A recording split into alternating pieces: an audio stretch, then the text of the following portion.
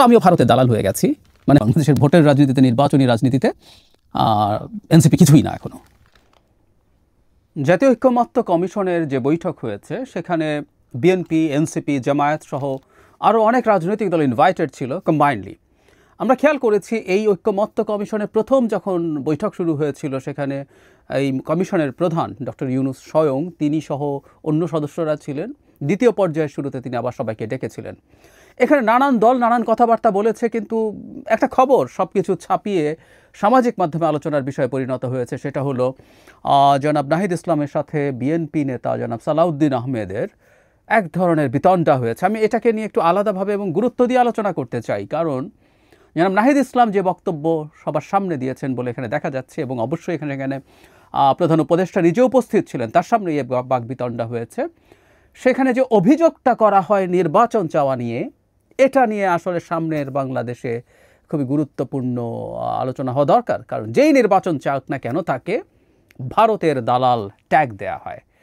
আমি নিজে যেহেতু আর্লি ইলেকশনের কথা বলি, তাই ভারতের দালাল, শুধু ভারতের দালাল কেন হবে? ইনফ্যাক্ট নির্বাচন চাওয়া মানে ভারতের দালাল, বিএনপির দালাল, নির্বাচন চাওয়া মানে আওয়ামী লীগের দালাল, আওয়ামী লীগ আর্লি ইলেকশনস চায়, সেনা প্রধানের দালাল, যে কোনো দালাল বলে দেওয়া যায়। জনাব নাহিদ ইসলাম এই ধরনের আলাপ করেছেন, আমি সেই জায়গায় আসবো তাদের বক্তব্য নিয়ে। কিন্তু এমনি ওভারঅল কী ধরনের আলাপ আলোচনা হয়েছে আমার মনে হয় সেটা একটু বলা দরকার আছে। নির্বাচনের সময়ই আসলে আমাদের সামনের রাজনৈতিক প্রেক্ষাপটের প্রধান বিতর্কের বিষয় হয়ে দাঁড়াচ্ছে, এতে কোনো সন্দেহ নেই। আমি জনাব সালাউদ্দিন আহমেদের বক্তব্য শুনেছি, সেখানে তিনি খুব দৃঢ়ভাবে, কঠোরভাবে,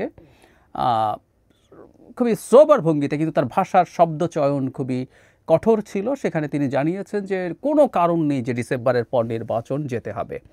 সংস্কারের আলাপ তিনি এনেছেন। তার বক্তব্য থেকে বলছি যে আর্লি 3 মাস আগেই তারা যেসব সংস্কারে সব দল একমত হয়েছিলেন সেগুলোর বাস্তবায়ন কেন শুরু হয়নি সেই প্রশ্নটা তিনি করেছেন রাইটলি। এই কথা আমি অনেক দিন থেকে বলছি যে সরকার যদি সংস্কারকে ভিজিবল করতে চায়, এর মধ্যে অনেক সংস্কার করে ফেলা যেত। এখনও দ্বিতীয় পর্যায়ে আসলে ডিবেট হবে বা মতদ্বৈততার জায়গা মূলত সাংবিধানিক যেসব ইস্যু আছে সেগুলো নিয়ে। এগুলো কেন করা হয়নি সেই প্রশ্ন তিনি তুলেছেন। তিনি কোনো রকম কোনো যুক্তি আছে বলে মনে করেন না বলছেন। জনাব নাহিদ ইসলাম আবার পাল্টা তাদের বক্তব্য হচ্ছে এরকম, তারা বাইরে এসেও সেটা বলেছেন।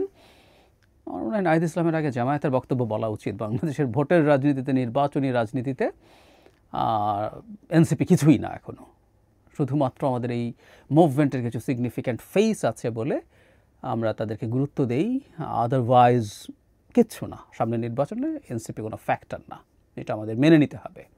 কোনো একদিন তারা ফ্যাক্টর হয়ে উঠবেন কিনা তার পরবর্তী নির্বাচনে ডিপেন্ড করবে তারা কীভাবে তাদের রাজনীতি সাজাবেন সেটার উপর। যাই হোক, জামায়াতের কথা বলছি, এই মুহূর্তে তারা নিবন্ধন ফেরত পেয়েছেন।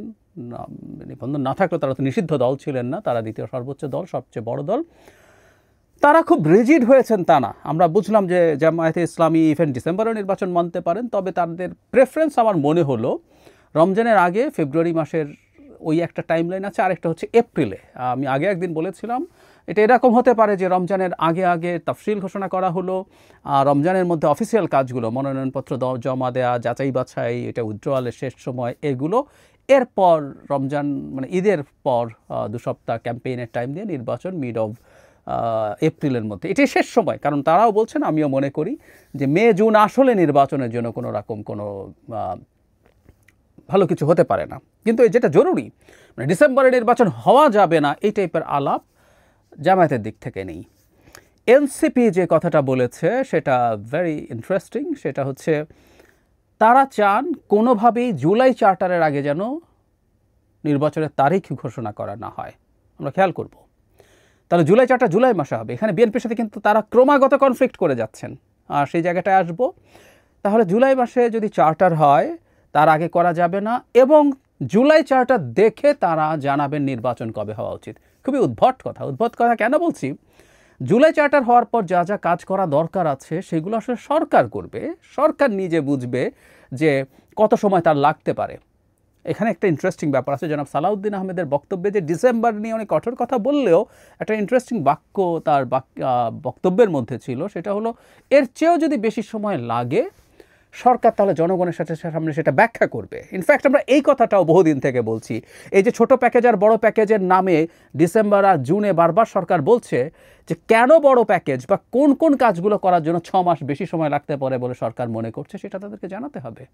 উনি তাই বলেছেন। কিন্তু এনসিপি বলছে তারা জুলাই 4টা দেখে নির্বাচন কবে হতে পারে বলে হবে তারা সেটা জানাবেন।